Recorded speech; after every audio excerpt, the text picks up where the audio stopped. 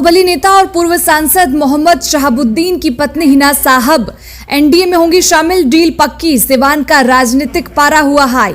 हिना साहब आरजेडी से कर ली बगावत, तेजस्वी यादव और लालू से बढ़ी दूरियां। जी हां, हिना साहब ने इशारों में ही बड़ी बात कह दी है। इस बयान से यह तो साफ हो गया है कि हिना साहब जल्द ही बीजेपी या जदयू में शामिल हो सकती हैं। बस अब आधिकारिक घोषणा बाकी रह गया है और इस बयान के आने के बाद राजनीतिक गलियारों में हड़कंप समझ गया है। सिवान के पूर्व सांसद मोहम्मद शहाबुद्दीन की पत्नी हिना साहब ने हुसैनगंज के कार्यक्रम के दौरान बड़ा बयान दे दिया है। उन्होंने कहा कि मेरे लिए हरा, पीला, लाल, गेरुआ कोई कलर गैर नहीं है। ये सभी हमारे अपने रंग हैं और जो लोग हैं वह भी हमारे अपने लोग हैं। मुझे किसी भी रंग से परहेज नहीं है। उनका ये बयान ऐसे समय में आया है जब बिहार में सियासी घमासान के बीच सत्ता का परिवर्तन हुआ है।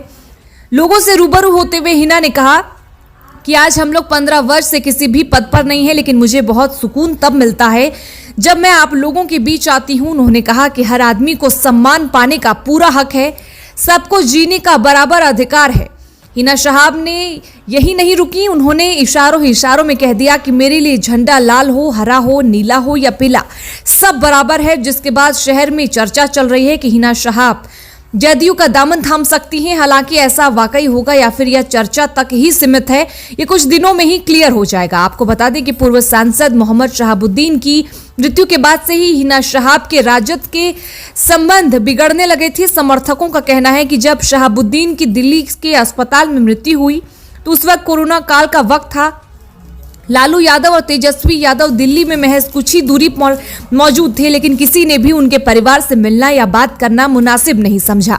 हालांकि मोहम्मद शहाबुद्दीन का अंतिम संस्कार दिल्ली में ही हुआ था।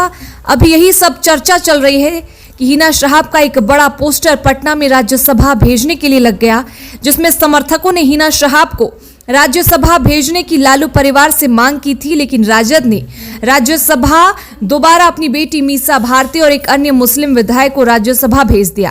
करीब 1.5 वर्ष तक राजद सरकार में रही, लेकिन फिर भी शहाबुद्दीन परिवार को कोई तवज्जो आरजेडी से नहीं मिली, बल्कि राजद पूरा का पूरा उन्हें इग्नोर कर अपनी राजनीतिक सफर में मशगूल रहे। अब जदयू और भाजपा ने फिर मिलकर सरकार बनाई है, जिसके बाद से अब इस समय हिना साहब का यह बयान बहुत कुछ इशारा कर रहा है।